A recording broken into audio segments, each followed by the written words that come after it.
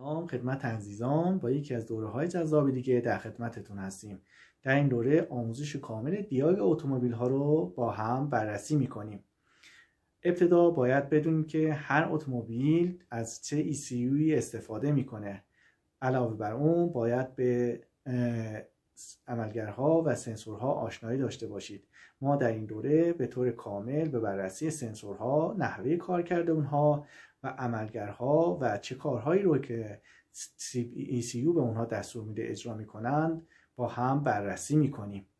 خب ابتدا در این دوره ما با بررسی موتورهای ماشین ها شروع میکنیم که عملگرهای خاص خودشون رو دارند و همچنین سنسورهای خاص خودشون رو دارن. ممکنه که بعضی از ماشین ها سنسورهای متفاوتی داشته باشن یا بعضی از سنسورها رو نداشته باشن.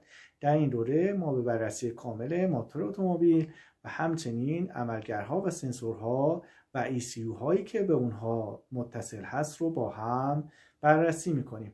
امیدوارم که این دوره یکی از دوره‌های جذاب و آموزنده برای شما باشه و شما با گذراندن این دوره بتونید مهارت‌های لازم رو به دست بیارید و بتونید توی بازار کار درآمد کافی رو داشته باشید. ممنونم که این دوره رو با ما خواهید بود. با تشکر.